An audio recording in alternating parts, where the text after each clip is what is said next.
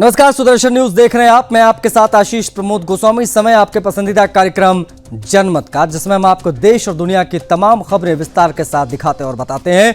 सबसे पहले बात करेंगे उसी मुद्दे की जिसकी चर्चा आजकल देश भर में हो रही है, यानी बिहार विधानसभा के चुनाव की। बिहार विधानसभा चुनाव जैसे जैसे नजदीक आ रहा है, सियासी हमले, जवाबी हमले तेज होते जा रहे हैं। कांग्रेस के ऑब्जर्वेशन में जो लगाए गए हैं, कांग्रेस के जो पर्यवेक्षक हैं, ऑब्जर्वर अशोक गहलोत, इन्होंने एनडीए पर तीखा हमला बोलते हुए कहा है कि नीतीश कुमार और जेपी नड्डा का घोषणा पत्र जारी करने का कार्यक्रम मात्र 26 सेकंड में था और ये खत्म भी हो गया 26 सेकंड में। साफ है कि उनकी प्रतिबद्धता यानी उनकी कमिटमेंट जनता के वादों के प्रति नहीं है। वहीं बीजेपी ने भी जवाबी वार किया, कांग्रेस पर पलटवार किया। बांकीपुर विधानसभा क्षेत्र से बीजेपी उम्मीदवार और बिहार सरकार में मंत्री नितिन नवीन ने कहा कि कांग्रेस लंबा चौड़ा पुलिंदा बनाकर घोषणा पत्र जारी करती है, लेकिन उन वादों पर अमल कभी नहीं करती। बीजेपी ने अपने वादे समयबद्ध तरीके से पूरे किए हैं।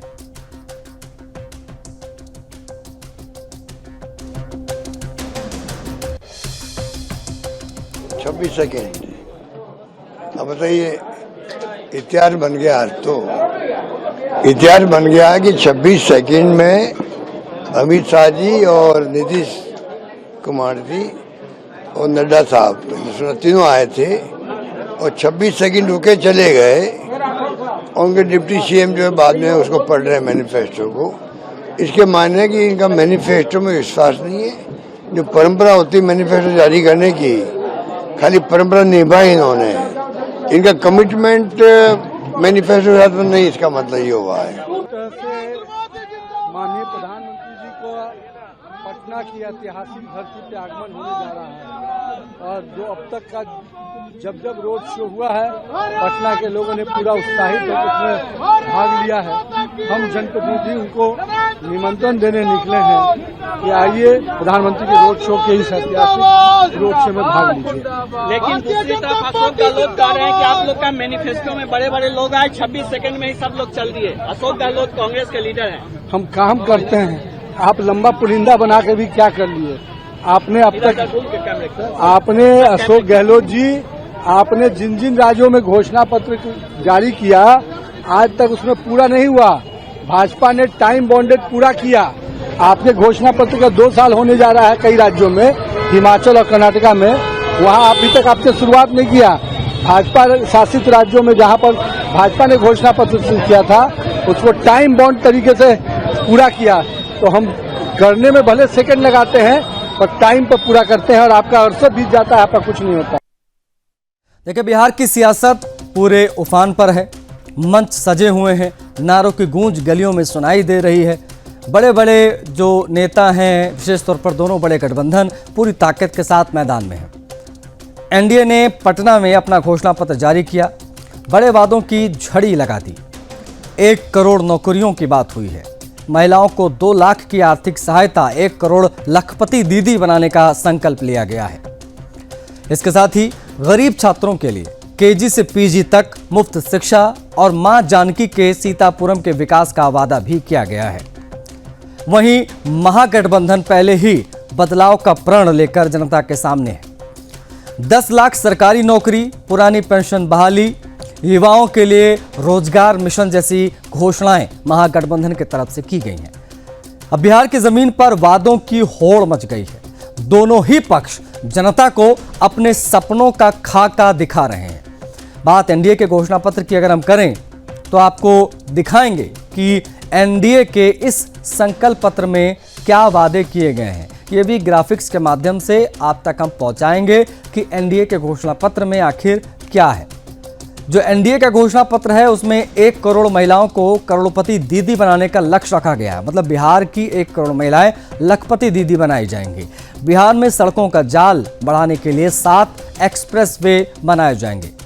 किसानों का भी एनडीए के घोषणा पत्र में विशेष ध्यान रखा गया है। हर फसल पर एमएसपी न्यूनतम समर्थन मूल्य की गारंटी दी जाएगी। हर जिले में फैक्ट्री, औद्योगिक पार्क लगाने की योजना। 1 करोड़ सरकारी नौकरी और रोजगार देने का वादा। दरभंगा और पूर्णिया में इंटरनेशनल एयरपोर्ट बनाने की योजना है। बिहार में 4 नए शहरों में मेट्रो का निर्माण होगा। एजुकेशन सिटी का निर्माण किया जाएगा। गरीब परिवार के लोगों को केजी से पीजी तक मुफ्त शिक्षा देने का वादा किया गया है। और आपको बताएंगे कि एनडीए और महागठबंधन के मैनिफेस्टो में किस प्रकार का क्या जो है बदलाव आप देख पा रहे हैं। तुलनात्मक अगर अध्ययन के तो भी ग्राफिक्स के माध्यम से आपको दिखाएंगे। देखिए, महागठबंधन लगातार दावे कर रहा है कि तमाम जो है योजनाएं वो लेकर आया, लेकिन पूरा फोकस महागठबंधन का युवाओं पर दिखाई दे रहा है। जिस परिवार में नौकरी नहीं होगी वहां पर एक सदस्य को नौकरी दी जाएगी। 1 करोड़ रोजगार गारंटी का जो वादा बीजेपी ने किया, विशेष तौर पर एनडीए ने किया है, उनकी अगर हम तुलना करें तो ये चीजें निकल कर आती हैं। 1 करोड़ महिलाओं को लखपति दीदी बनाने का वादा, उधर जीविका दीदियों को 30,000 रुपए प्रतिमाह, भारी भरकम और बड़ा वादा जो है वो यहाँ पर किया गया। आप देख सकते हैं, ये तुलनात्मक अध्ययन है एनडीए बना महागठबंधन का। हर जिले में फैक्ट्री, औद्योगिक पार्क लगाने की योजना, 5 साल के कार्यकाल के दौरान 1.25 करोड़ रोजगार का सृजन किया जाएगा, ये भी कहा गया है। एनडीए कहता है कि भाई गरीब परिवार के लोगों को हम केजी से पीजी तक मुफ्त शिक्षा देंगे। महागठबंधन का वादा दावा तेजस्वी का कि सरकारी स्कूलों में शिक्षक भर्ती तेजी उसमें लेकर आएंगे। स्कॉलरशिप जो है, जो योजना उसको हम चलाएंगे, इसको आगे बढ़ाएंगे। एनडीए कहता है एजुकेशन सिटी का निर्माण किया जाएगा। महागठबंधन कहता है कि जिला स्तर पर मेडिकल कॉलेजेस की हम स्थापना करेंगे। महागठबंधन ने यह वादा अपने मैनिफेस्टो में किया है। एनडीए की तरफ से मैनिफेस्टो में कहा गया है कि भाई पटना, दरभंगा, भागलपुर, पूर्णिया में इंटरनेशनल एयरपोर्ट और 4 नए शहरों में मेट्रो लाने की योजना है। महागठबंधन कहता है कि हम 5 नए एक्सप्रेसवे बनाएंगे। इंफ्रास्ट्रक्चर डेवलपमेंट पर जोर महागठबंधन के मैनिफेस्टो में। किसानों की अगर हम बात करें तो सम्मान निधि 6,000 रुपये से बढ़ाकर 9,000 रुपये, बड़ा वादा किया गया है। इधर महागठबंधन कह रहा है कि भाई किसानों को न्यूनतम समर्थन मूल्य पर सभी फसलों की खरीद की जाएगी। महागठबंधन का ऐसा कहना है कि एमएसपी की गारंटी हम भी देंगे। हर परिवार को 125 यूनिट मुफ्त बिजली एनडीए का वादा है। महागठबंधन ने बढ़ा दिया 75 यूनिट, उनका कहना हम 200 यूनिट फ्री देंगे बिजली। बढ़ेंगे आगे, अब बात अगली खबर की। दिल्ली के रोहनी में आयोजित अंतर्राष्ट्रीय आर्य महासम्मेलन 2025 में प्रधानमंत्री मोदी ने हिस्सा लिया। यह भव्य आयोजन महर्षि दयानंद सरस्वती जी की 200वीं जयंती और आर्य समाज के 150 वर्ष पूरे होने के उपलक्ष्य में किया गया। इस मौके पर प्रधानमंत्री मोदी के साथ दिल्ली की सीएम रेखा गुप्ता सहित कई प्रमुख हस्तियां मौजूद रहीं। प्रधानमंत्री ने इस अवसर पर एक विशेष स्मारक सिक्का भी जारी किया। कार्यक्रम की शुरुआत में पीएम मोदी ने देर से पहुंचने के लिए माफी मांगी और कहा कि सरदार पटेल की 150वीं जयंती पर स्टैच्यू ऑफ यूनिटी में कार्यक्रम के चलते देरी हुई। उन्होंने महर्षि दयानंद सरस्वती को नमन करते हुए कहा कि उनके विचार आज भी भारत को एकजुट और सशक्त बनाने की प्रेरणा देते हैं। पीएम मोदी ने कहा कि आर्य समाज ने हमेशा भारतीयता की वकालत की, विदेशी विचारधाराओं का विरोध किया, स्वतंत्रता संग्राम में महत्वपूर्ण भूमिका निभाई। प्रधानमंत्री ने अपने संबोधन में महिला सशक्तिकरण और नए भारत की बदलती तस्वीर का भी जिक्र किया। उन्होंने कहा कि भारत दुनिया में सबसे अधिक महिला स्टेम ग्रेजुएट वाला देश है। हाल ही में राष्ट्रपति द्रौपदी मुर्मू ने राफेल लड़ाकू विमान में उड़ान भरी। अपने संबोधन के अंत में पीएम मोदी ने कहा कि महर्षि दयानंद सरस्वती ने समाज के छुआछूत, जातिवाद और भेदभाव जैसे कुरीतियों को मिटाने का आह्वान किया था। उनके विचार आज भी एक समान, समर्थ और आत्मनिर्भर भारत की दिशा में हमारे मार्गदर्शक की भूमिका निभा रहे हैं।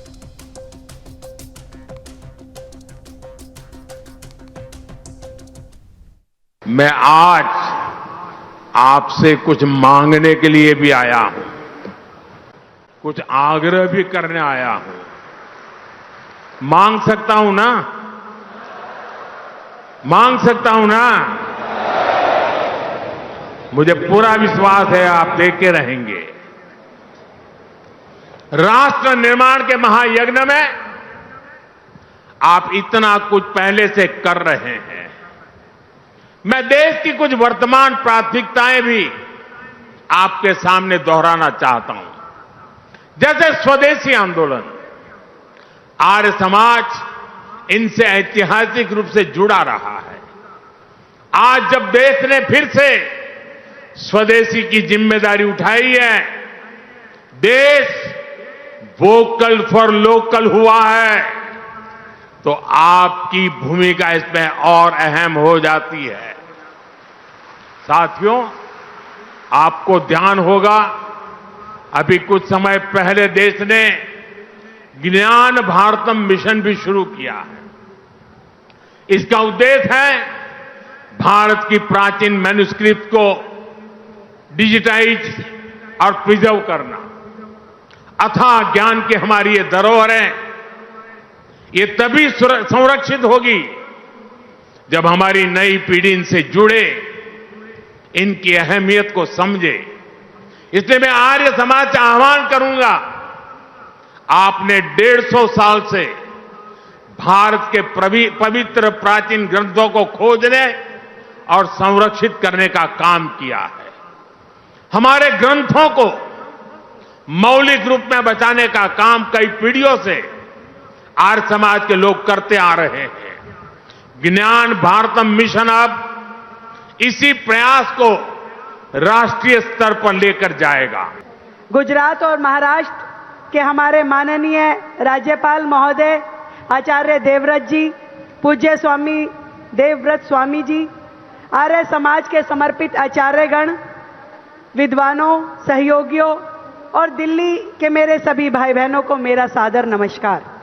ये मेरे लिए बहुत ही सौभाग्य की बात है कि 150 वर्ष की यह अमर यात्रा आर्य समाज की, इसमें मुझे कई बार समाज से जुड़ने का मौका मिला और मैं इतना जानती हूं कि एक संगठन के नाते ये केवल एक उपलब्धि नहीं, बल्कि ये भारतीय आत्मा का पुनर्जागरण है।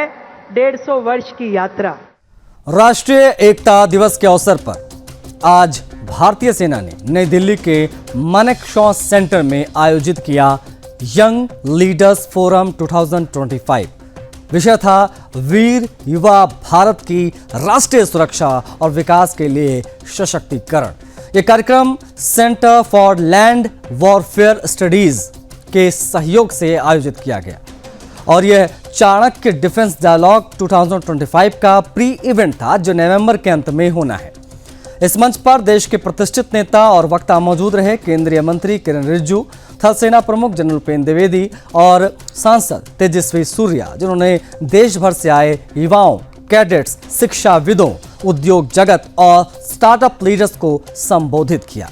अपने संबोधन में किरण रिजिजू ने कहा कि भारत की युवा ही विकसित भारत 2047 के सपने को साकार करने की सबसे बड़ी ताकत रखता है।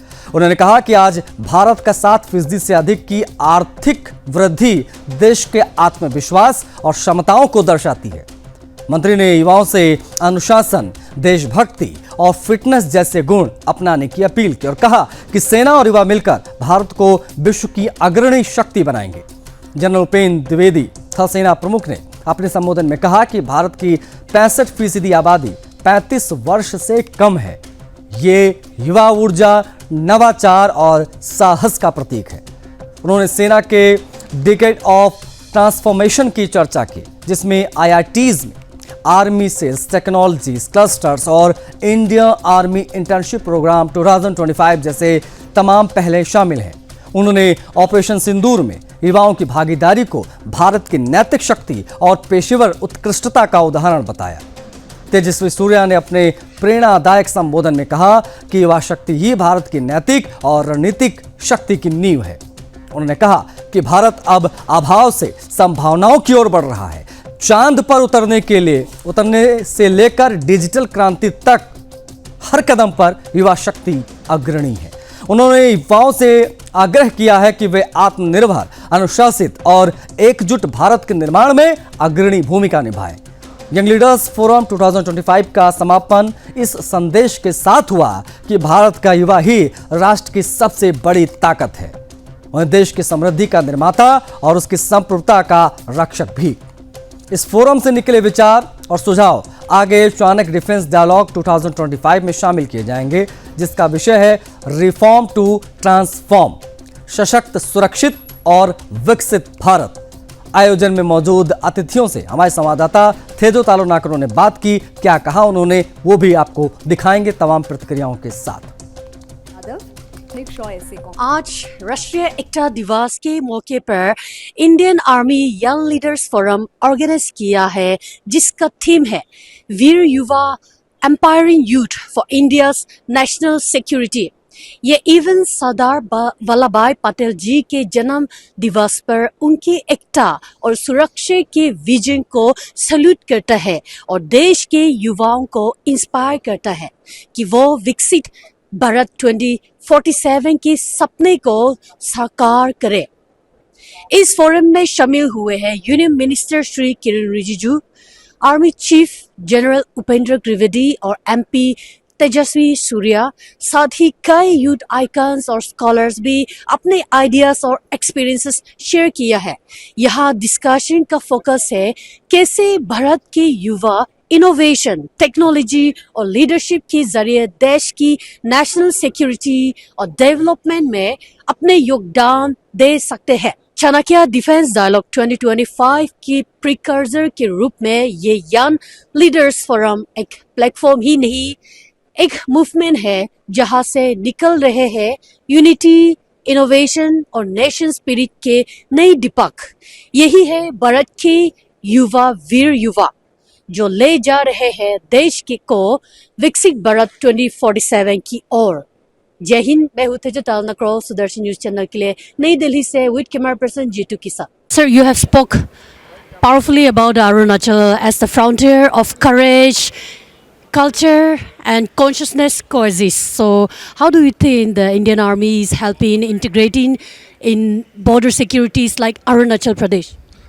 Today I am very happy that the Indian Army has organized this youth forum, young leaders forum, and through the Chanakya Dialogue Forum which Indian Army has, they have created a forum for the young leaders, youth from different background, from different institutes. So I am invited to address here, and I am delighted that the Army Chief and the senior Army officers are present here. And also the way in which the Indian Army has evolved themselves, integrating the youth of the country, it's extremely encouraging. And Indian Army is extremely professional. So any event organized by Indian Army is bound to have positive impact on the youth of this country. Today is National Unity Day also. So bringing the youth in this young leaders forum, the Veer Yuva, our Indian youths, they are rightfully guided by Indian Army. I am very happy that I could come here and participate and share some of my thoughts and interacted with them. My best wishes to the young leaders and all those who have joined us physically and online also. I'm told thousands of youth are joining us online from different parts of the country. So Indian youths are extremely talented. They are science savvy. They are extremely modern. And you see in major global conglomerations, the Indians are doing exceedingly well. The Indian youths are in high demand.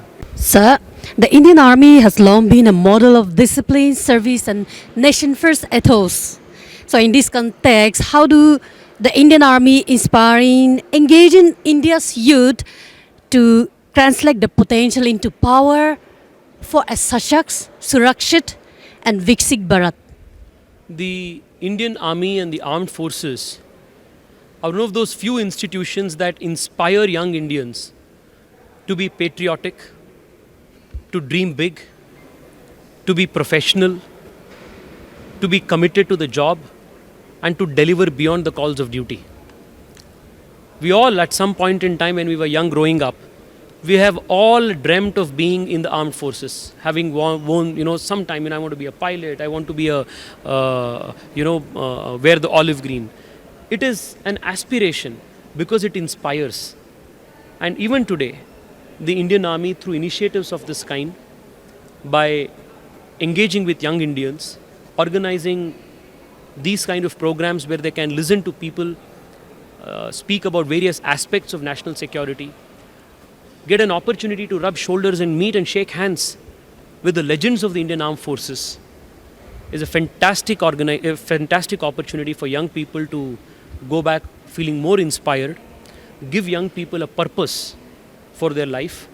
More such initiatives from the armed forces is required. I once again thank them for coming up with this wonderful program. Thank you.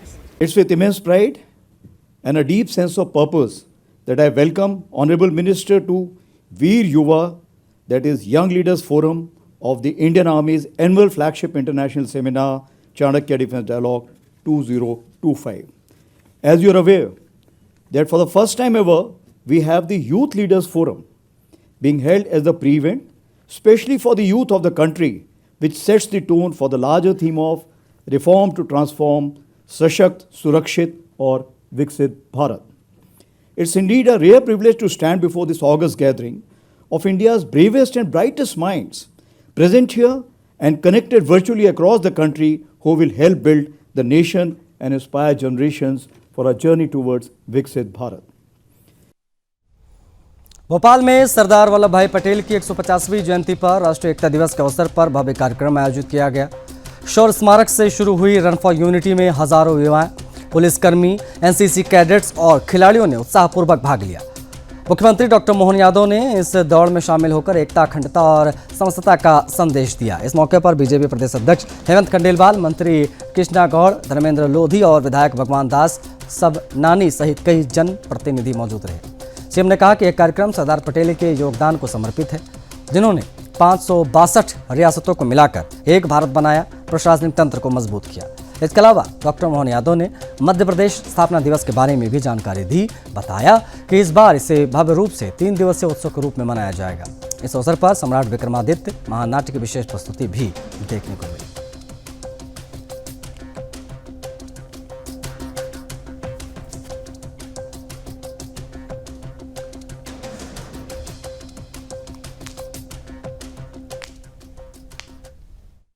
Madhya Pradesh की स्थापना दिवस और मध्य प्रदेश की स्थापना दिवस के साथ के सारे कामों के लिए जितने प्रकार से मेरी अपनी ओर से बधाई, और खास करके आपकी हमने उस कार्यक्रम को और बढ़ा के 3 दिन का कार्यक्रम करने का प्रयास किया है। और जैसा कि बताया गया, सम्राट विक्रमादित्य का महानाट्य ये अतीत के 2000 साल पुराने एक ऐसे महापुरुष को सामने लाने का प्रयास है जो लोगों के दिलों पे राज करते हैं। विक्रमादित्य नाम बोलते ही लोगों का हृदय एकदम स्पंदित हो जाता है, आनंदित हो जाता है। और विक्रमादित्य एक व्यक्ति के अंदर कितने सद्गुण हो सकते हैं उसका सर्वोच्च प्रतिमान है, जिसके आधार पर वीरता, न्यायशीलता, दानशीलता, अपनी जनता की बेहतरी के लिए अपनी जान की बाजी लगाने के लिए भी जो तत्पर रहता है। विक्रमादित्य और बेताल, विक्रमादित्य और 32 पुतलियों का सिंहासन। बढ़ेंगे आगे। मध्य प्रदेश के जबलपुर में अंजुमन इस्लामिया स्कूल के एक मौला ने तुगलकी फरमान जारी कर स्कूल में रविवार की छुट्टी छोड़कर शुक्रवार को छुट्टी रखने का आदेश दिया। इस फरमान से स्कूल में शिक्षक, छात्र और अभिभावक हैरान रह गए। विधायक और बीजेपी नेता रामेश्वर शर्मा ने इस मामले पर कड़ा रुख अपनाया। उन्होंने कहा कि ऐसा करने वाले मौलवियों के खिलाफ सख्त कार्रवाई की जाएगी। कोई मौलाना यह तय नहीं करेगा कि स्कूल की छुट्टी कब होगी। संविधान के अनुसार छुट्टी का निर्धारण सरकार के शिक्षा विभाग द्वारा किया जाता है। उन्होंने कहा कि रामेश्वर शर्मा ने स्पष्ट किया है कि स्कूलों में नियम और कानून का पालन अनिवार्य है और किसी भी व्यक्ति को अपनी मनमानी फरमान थोपने की अनुमति नहीं है। अंजुमन इस्लामिक स्कूल तय नहीं करेगा कि संडे की जगह शुक्रवार को छुट्टी होगी। मौलवी ये ध्यान रखो, बाबा साहब अम्बेडकर के संविधान के बारे में जब बोलते तो पढ़ा करो। संविधान के आधार पर सरकारें चलती हैं और सरकार के आधार पर व्यवस्था चलती है। हर स्कूल अपने अपने हिसाब से छुट्टी घोषित करता रहेगा तो ये समझ में नहीं आएगा कि बच्चा कौन से दिन स्कूल पढ़ने जा रहा है और कौन से दिन बच्चा परिवार में रह रहा है। इसलिए सब लोगों के लिए कानून का पालन करना आवश्यक है। इस्लामिक स्कूल कोई अलग से नहीं टपका हुआ है। इसलिए मौलवी जी कान खोलकर सुनो, मध्य प्रदेश सरकार का कानून का पालन करो। छुट्टी के दिवस मध्य प्रदेश सरकार का शिक्षा स्कूल विभाग तय करेगा या सामान। तो इसी के साथ जनमत में आज के लिए बस इतना ही। मुझे आज्ञा दीजिए। जय हिंद।